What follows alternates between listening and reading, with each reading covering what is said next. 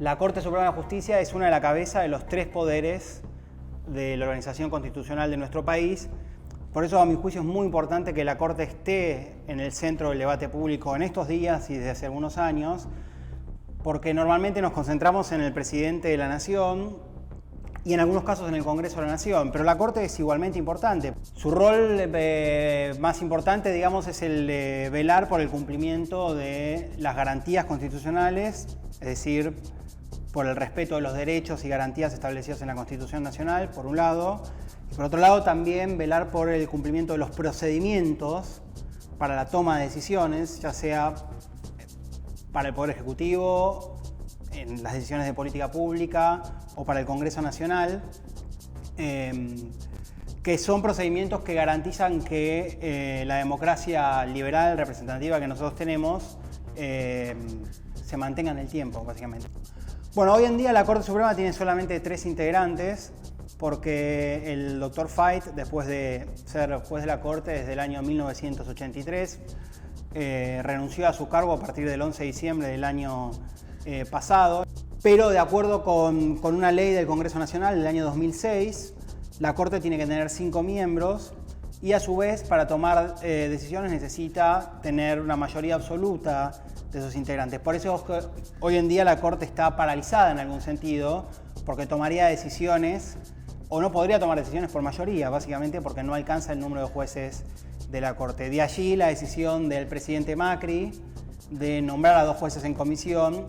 Su argumento fue que necesitamos que la Corte funcione y que lo haga rápidamente. A mí, más que el número específico de números de la Corte, me preocupa o me interesa que los jueces que integren la Corte sean jueces idóneos y que la Corte no se convierta en una pieza de negociación, y en particular el número de ministros de la Corte Suprema, para obtener otros resultados. En nuestro país, por ejemplo, la Corte que funcionó muy bien fue la Corte de los 7 integrantes. Creo que 7 es un buen número. Fue una Corte reciente, digamos. Y también durante la década del 80, la Corte de la primera Corte después del retorno a la democracia en el 83 tenía 5 integrantes y funcionó muy bien. Y su jurisprudencia es muy valorada. Es decir, que el número de los jueces puede variar.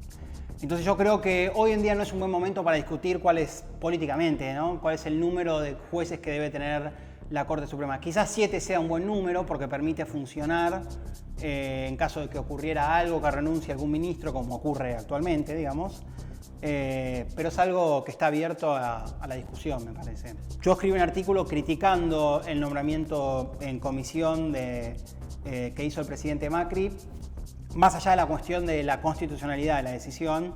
Y la idea es que uno tiene que leer la Constitución Nacional a la luz de una concepción de la democracia, según la cual este tipo de decisiones, que son muy importantes para el futuro de la cabeza del Poder Judicial, uno de los 3 poderes del Estado Nacional, deben debatirse en el ámbito propio de la democracia representativa, que es el Congreso de la Nación y en particular el Senado de la Nación. Creo que el presidente Macri tomó nota de las objeciones que se le formularon a esta decisión y por eso es que la Corte Suprema decidió no tomarle juramento a los 2 integrantes o los 2 nominados para la Corte Suprema y se pateó todo para febrero y veremos qué ocurre. Pero ya se abrió el proceso del decreto 222 del año 2003 para que podamos los ciudadanos presentar adhesiones u objeciones a los candidatos y eso creo que es muy saludable.